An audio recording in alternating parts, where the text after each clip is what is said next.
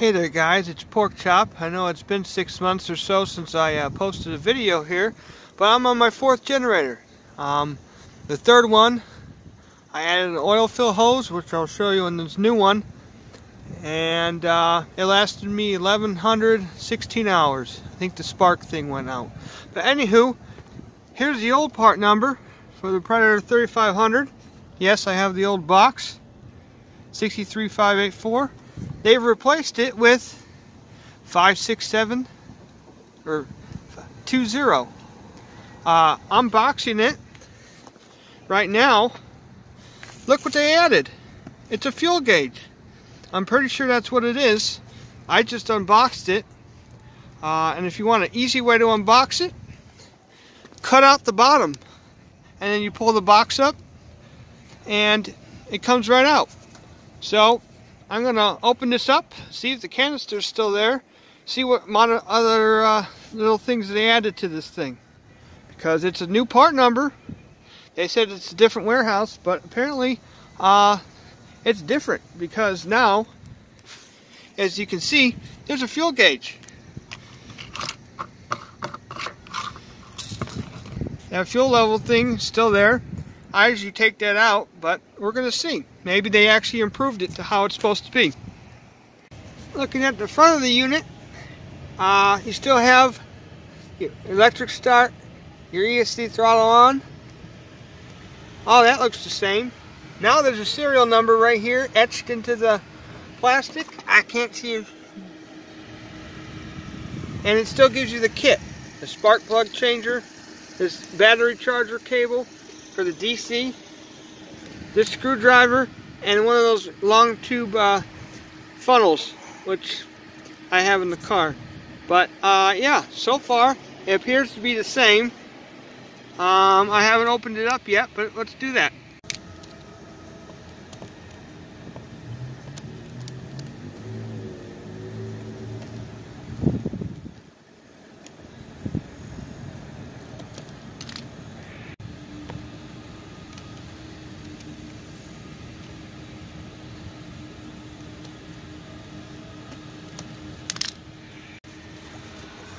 Well, so far it looks the same. Still have your oil fill and your oil drain. And my favorite, this thing. Charcoal frickin' canister. Wow. They've added some braided tube here. But the rubber's still exposed, so I guess it's still removable. Maybe they're going to make it harder for people to make the adjustment, but we're going to see if we can still remove it and see how somehow what that tank fill thing is, if it's affected by removing the filter in the cap, and if it's affected by plugging the vent tube that's underneath. We'll see. Alright guys, I undid this. I resecured those. I did take the canister out, took a peek. It's still plugged up. It's still plumbed up. However,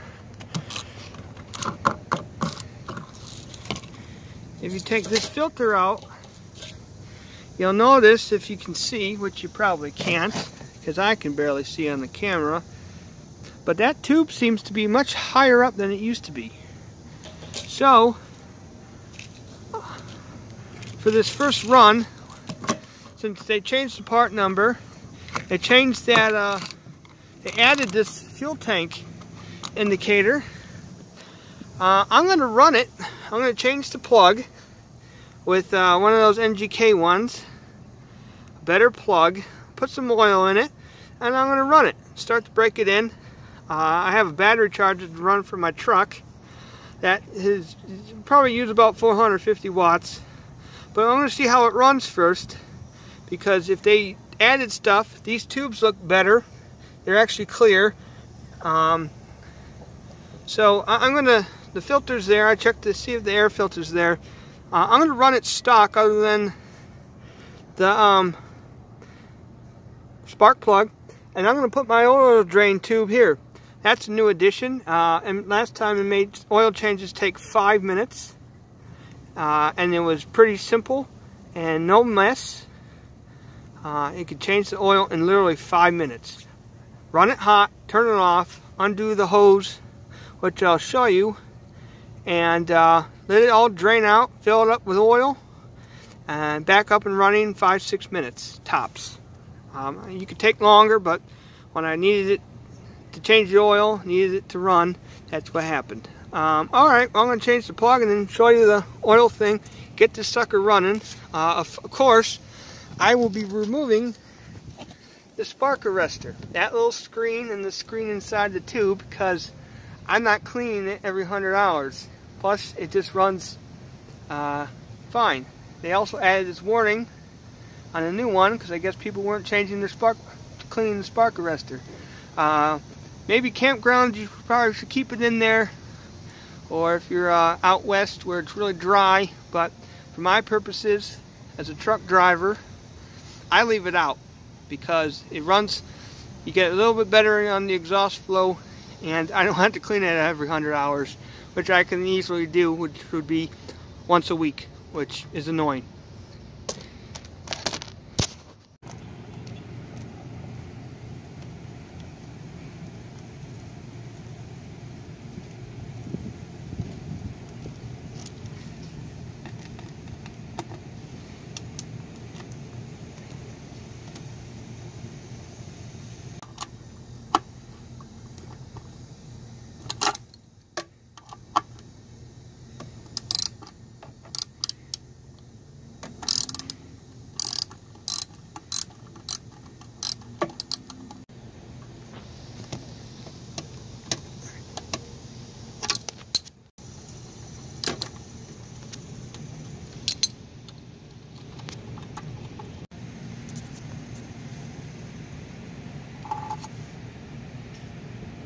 Do you really want to clean that every 100 hours? I certainly don't.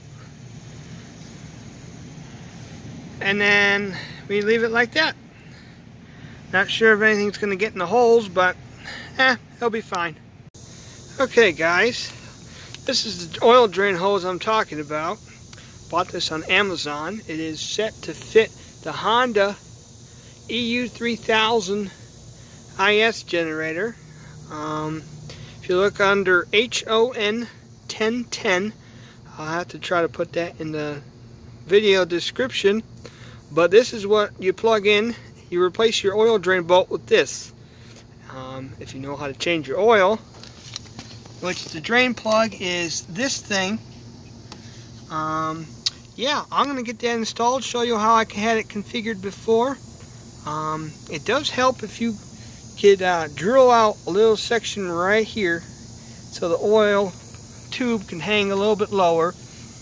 I elevate this on a little platform, also available at Harbor Freight. You've probably seen it in the first video. But that elevates it, and then you can put an oil drain jug or bottle. It takes 20 ounces, so you could probably get away with a 20-ounce soda bottle or drink bottle.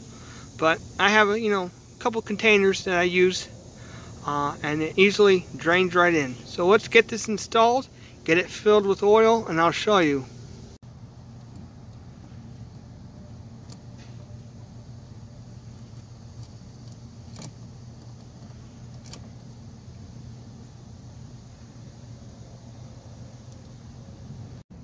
Here's the hose. It comes with an O-ring, if that would focus, maybe.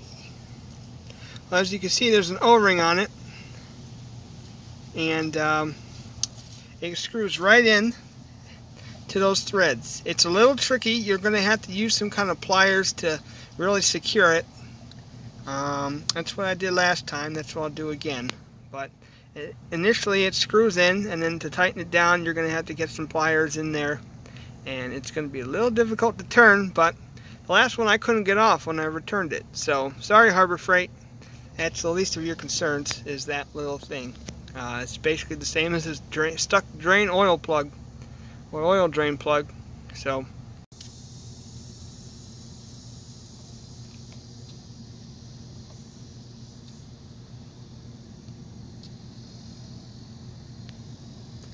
feeling some resistance. It's slightly turning. Now we have to get the tools out, because he'll twist the hose off.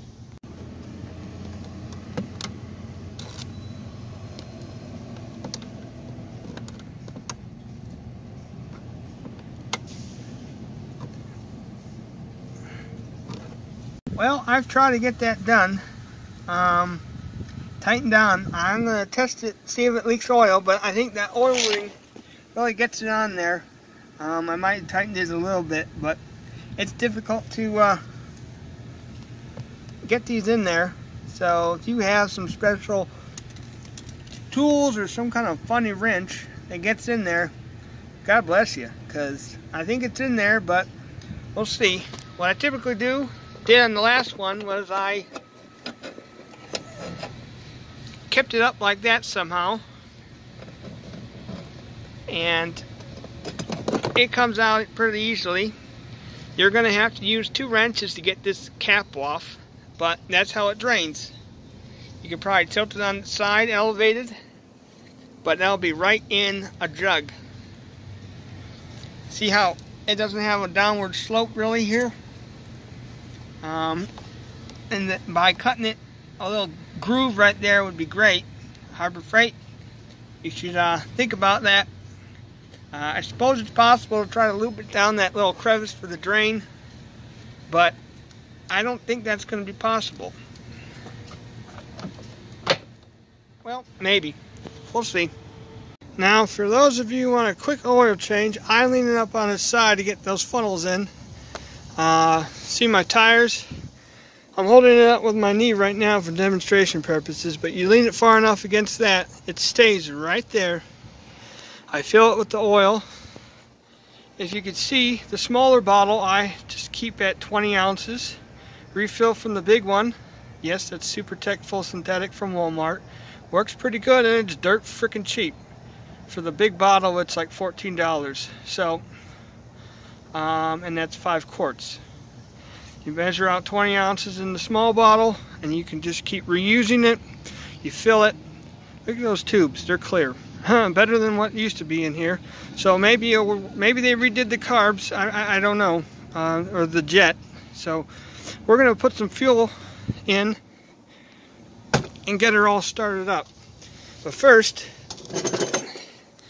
we oiled her up. We haven't even touched the battery yet, so give her a couple pulls. Try to get that oil up in the engine.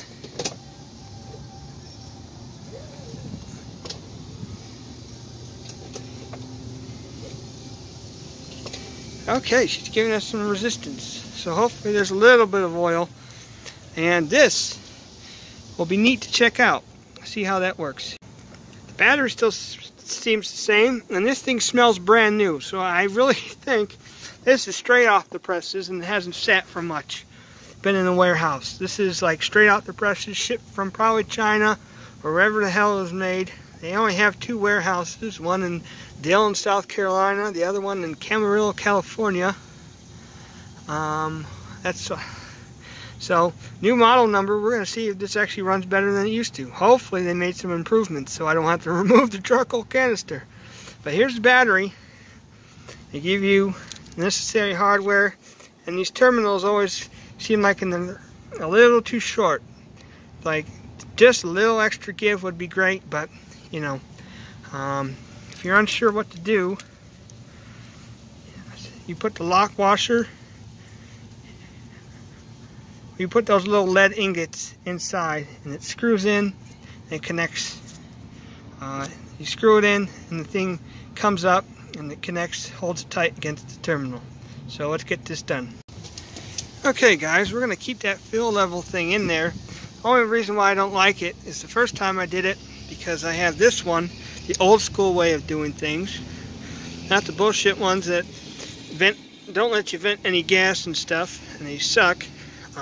Don't let you get all of it out when you go to fill. Well, because you push down on here, push down and it flows when it's tilted. First time I did it, it knocked this clean out into the thing, so I had a little bit less fuel to use. But we're going to try to keep it as stock as possible because it's a new model number, new this. Maybe they have the jets right. So let's fill it up. We'll show the fuel gauge, see if it works. I only have about a tank, 2.5 gallons or so that I drained out of the old one. We're going to reuse that gas. It should still be good. It's only been sitting for a couple weeks, but it should be fine. Alright, let's test it out. Well, I filled it. I had to take the fill filter out. There's no screen, so I could fill it with my jug. I might have to get one of those ones with the nozzle that loads from the top. But, as you can see, it's loaded right at the line. And it took a second to register, but now it says it's full. And I think there's a little screen cover over there. I'll leave that on just because. But that says it's absolutely full. It took a second to register, so maybe the mechanism is a little slow, but it's still neat. Let's test it out. And I'm not going to uncover it or cover it back up until I know that thing's not leaking oil while it's running. So let's fire her up.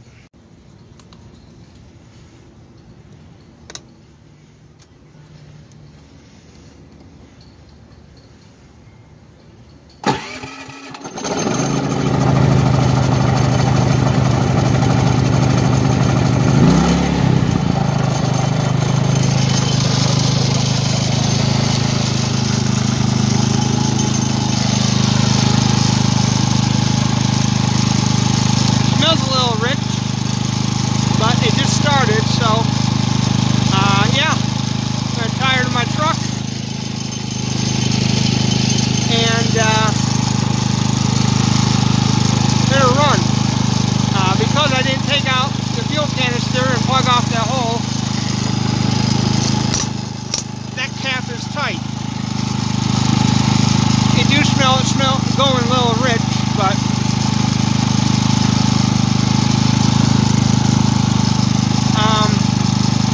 we need to get it broken in a little bit. So I'm going to plug in my battery charger, tie her up, and let her run for a bit, and then check the oil, check the plug. Alright guys, later. Now I only have my other battery charger plugged in. It's on eco mode, so it quieted down.